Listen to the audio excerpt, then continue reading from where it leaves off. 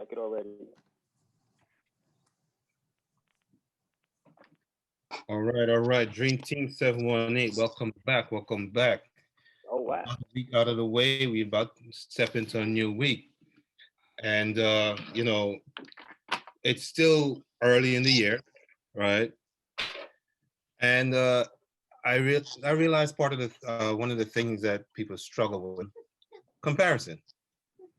Whereas we tend to look at others' journeys, other people's journey, and all right.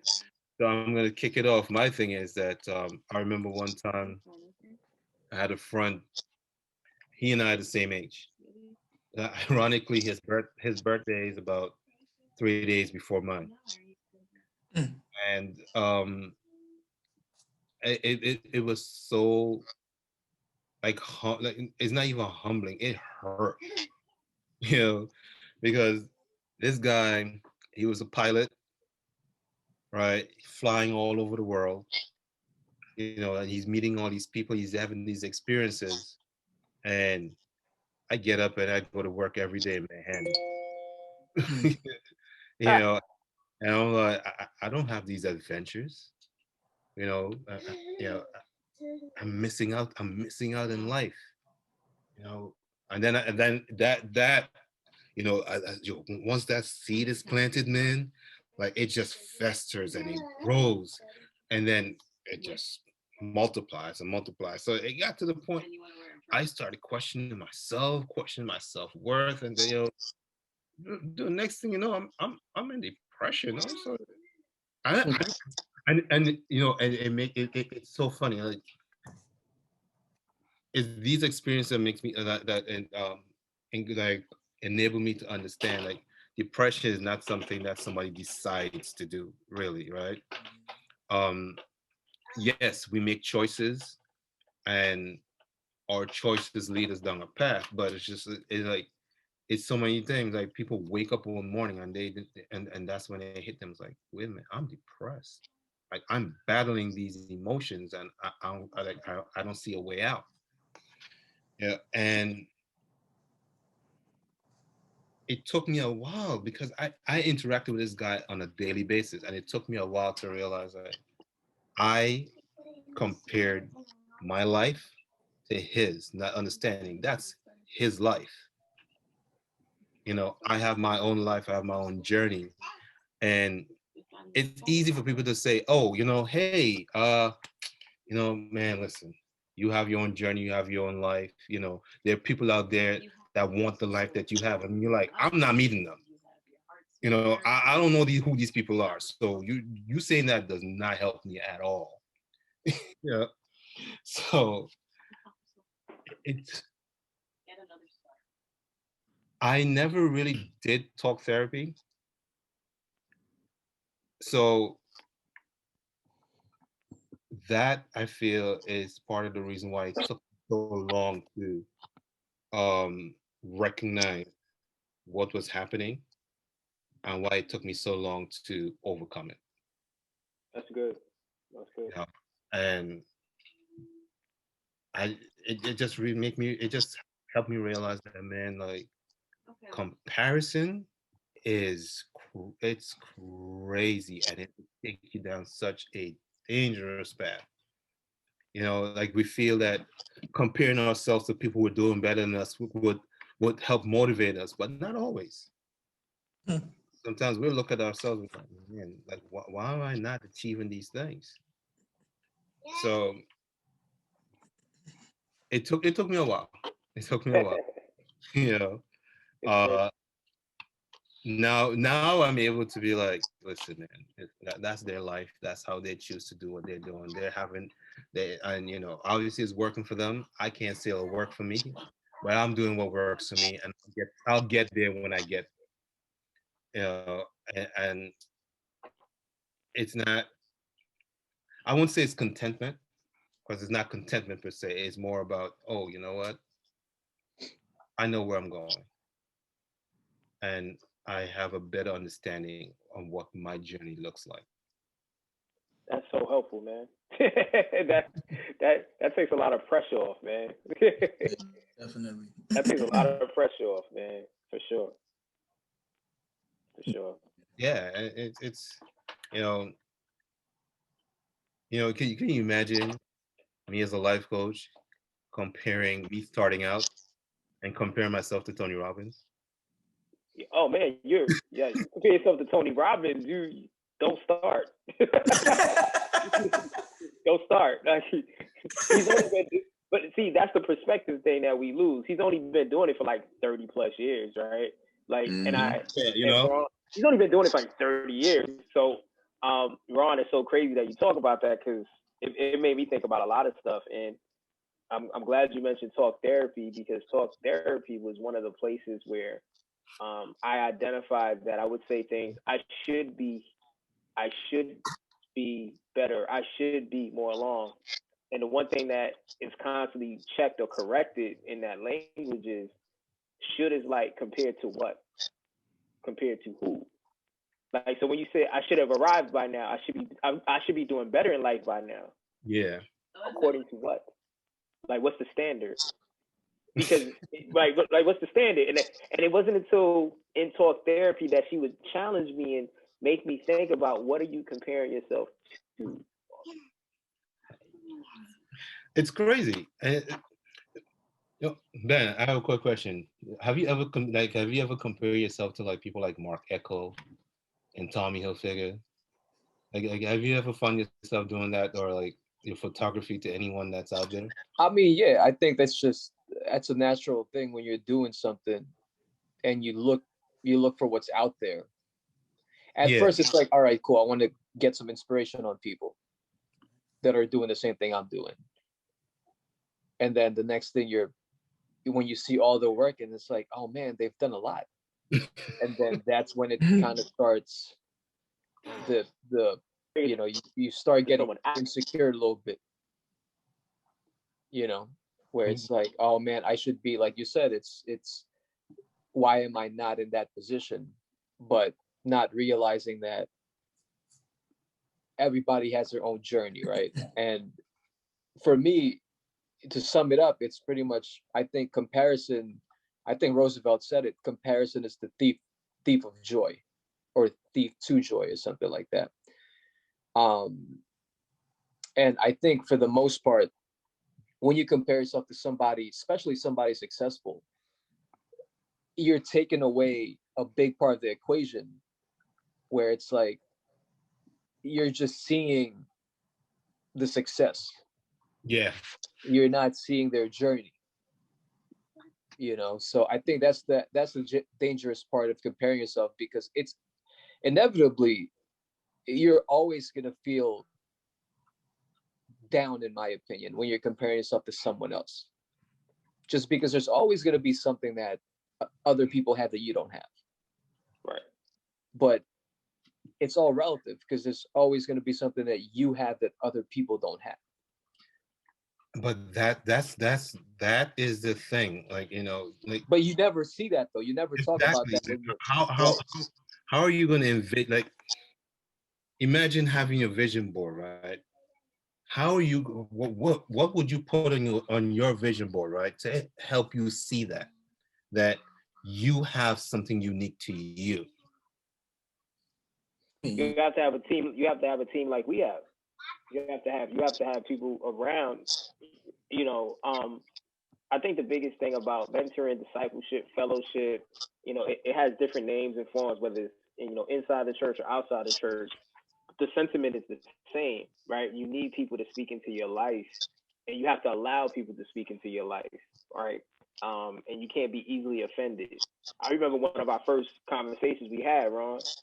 I think this was like 2 weeks in knowing you. Like, I never forget this. I've known this guy for like 2 weeks, and we're working together. And he comes up to me. He says, or like, we're in passion. I think we're behind the membership desk. Yeah. He's like, he said to me, right, maybe 2 weeks in. He's the only other black guy at work, so I trust him. But he says to me, technically, I was the other black guy. Yeah, because they used to sometimes call Ron Gary and Gary Ron, so we were interchangeable, right? We all look alike, So he says to me, I don't know what prompted him to say it, But he was like, you're better than what you're doing right now, right? Like this ain't it. This ain't it. And I was like, I wasn't offended. I was like, just why? Who? Like, you're cool, but like, why would you say that? He told me something about me that I didn't see about me in that period of time, not knowing where I was in that period of time. I was in a really like reconstruction phase in my life where I was trying to put the pieces of my life back together. And that one word was like, maybe I can do better. Yes, that conversation honestly was the catalyst for what we have today. Right? It was. I can't take credit for it though. I really can't, because in that moment I had no idea what your potential was. I had no idea what impact we will have on each other's lives. Right? I just know in that moment the Holy Spirit just told me, like, listen, this guy is better than this. And I was like, well, okay. I mean, who am I to say otherwise? Okay, bro, I'm gonna tell you. This is what I'm hearing. I'm gonna tell you. I'm gonna leave it at that. I have no reason. I didn't know. I had nothing to base it on. Right. Imagine if you hadn't told them that now. Like, that's life changing, bro. Right. Like, that's life changing. Like, I don't think people understand that. This is pre Mama Morning. This is pre anything. This is pre this. Like, none of this was a thing. Right. But think about it. It's like now we have a support system, whereas we can call on each other. Like, I no longer need to compare myself to Tony Robbins. I no longer need to compare myself to any other life coach out there. No, if she wants to go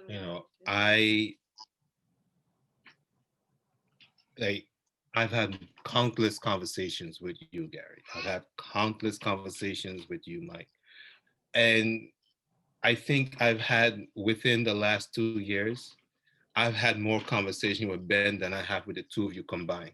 And it's true. I see it with my own eyes, where the adage "iron sharpens iron." I see it. Mm. Right? We make each other better. So I no longer second guess myself when I'm when I'm not doing as well as people think I should be doing. Right. Right. I'm this is my crawl phase, and I'm accepting that. Yeah. I think that's what it is. Like, you gotta accept like where you are. Like, because the thing, like, Gary mentioned Tony Robbins, or like, or if I'm like, Dad, yo, I really want to put this comic out, and I'm looking at Marvel and DC, like, my head's gonna explode. Like, no, like, no, like, what, they've been out since the 40s? So I put like this here. When I'm not on my age, comparisons are worse when you're not doing, like, when you're not in the space that you need to be in, because you're like, Dad, yo, look at this dude. Like, let's say I'm looking at another Black comic creator, who we know for the most part more, independent or whatnot. Like, Dad, yo, he done made that happen. That's what's up. But it's like, if I'm not doing what I need to do, if I'm sitting here focused on what you've been doing, like, it's cool to look and watch and observe. But if I don't put the pen to the paper, so to speak, and I'm just sitting here looking at everybody else, like, that comparison is gonna be that much worse, because not only do I feel like, all right, you're ahead of me, but now it's also like, Dag, like, I have nothing to show for what I've done. And that doesn't have to be the case. Like, I think to Benjamin's point, they can be like inspiration, they can be inspiration, but it shouldn't be like you tear yourself down when you look at them. Like, they should be your inspiration, and you should be grinding, put some work in. Right. Okay, so how about this? Now, I'm gonna start with Ben. Okay, what's your knee-jerk reaction, right, to overnight sensations? To overnight sensations? Yeah. Well, I think the idea is a myth. It's the concept is a myth to begin with, in my opinion. It depends on what it is, right? Like there's a lot of overnight sensation now when there's no substance to the success because of social media. Hashtag. Right? Because of TikTok, whatever. People have like, just because they're entertaining. So, but I think in a traditional sensitive way where it's like, you know, like the Dave Chappelle's, the Kevin Hart's, you know, the Kobe's and all that stuff. When Kobe came out of high school, everybody was like, oh man, this kid's amazing, not realizing that he had a whole 16, 17-year journey before that. So I think those are the overnight sensations that we're talking about here. It's the ones with like the substance. And with that, I relate that the whole idea is a myth because there's so much hard work behind that goes into it. Like behind the camera, behind closed doors, the amount of dedication and commitment. Right. And just to tie it back to the comparison thing, that's what you're seeing. You're seeing the surface when you compare yourself to other people, especially the ones who are successful already. Yes. You're seeing the finished product. You're not seeing, you know, the journey. And I think that, you know, when Gary mentioned that, oh yeah, you need a group like this to kind of make you realize that what you're doing is enough. Yes, that is accurate, I think. But at the same time, I think what wasn't mentioned was that, you know, Gary, what Ron said, yeah, it had an effect on you. But at the end of the day, you had to decide that. You had to say, you know what? Act on it. Right, exactly. So I think what hasn't been said with a group like this is that you stop worrying about the comparisons when you know where you're going. That's good. When you have and that's what happens with us every week, because every week it's like, oh, what do you have going on this week? Like we're slowly shaping that, you know, we see where we need to go. Yeah. And now we're carving that path, right? So I think once you know where you're going, so like in the beginning, like when you're kids, right? And it's your first time playing a sport. When you're playing it, when you're learning it, you're usually looking at, oh, am I doing it right? What is this other kid doing? But then when you know how to play it already, when you go into a park, when you go to a field, whatever, you already know it. So you're not looking left or right anymore. You're just going. It's automatic. You, because you already know what to do. So I think with the comparison thing, I think the danger is that if you compare yourself too much to other people without really figuring out where you're trying to get to, you're just going to meander for a long time. Yes. But once you figure out, okay, cool, this is where I'm trying to go, this is going to be my journey, what other people are doing becomes less important to you. Yeah. Because you're wherever your journey is, you're right where you're supposed to be. And once you realize that, that's when you're taking the power back. And it's like, okay, you know what? Now I could compare my work to other people to get inspiration. Not necessarily to say, oh man, I should be in that part of my life now. Right, so I think that's when it starts transitioning from a toxic thing to a healthy thing. So I think the big part of that is the vision of where you're trying to go. When you know that, that's when the comparison matters less. So what would you guys say to someone other than to get their own inner circle, right? Other than get their own support group, right? What would you just say to someone that is dealing with the downside of comparison, right? On the mental health side, the depression, the self-image, you know, what would you guys say to them to help them or help? That's a lot, Ron. But I mean, it is tough, but for me, you know, you just got to tell them, like, look, number one,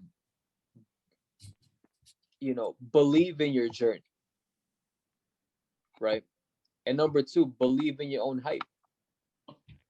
When you're confident, when you know that you're that dude. See, Ben's nothing else matters. Ben's what? Ben is a factor. So he's like, listen, this is what it is, man. No, that's good though. Like you gotta believe your own hype. You gotta believe that you're worth the product you're putting out, if that makes sense. No, that's absolutely right, man.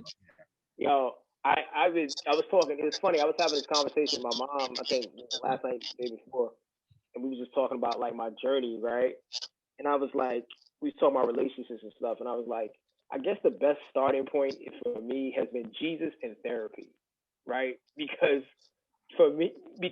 what happens is and we talk about so many different spectrums, right? For somebody who's listening to this who's depressed, I highly recommend getting help, right? That's like primary.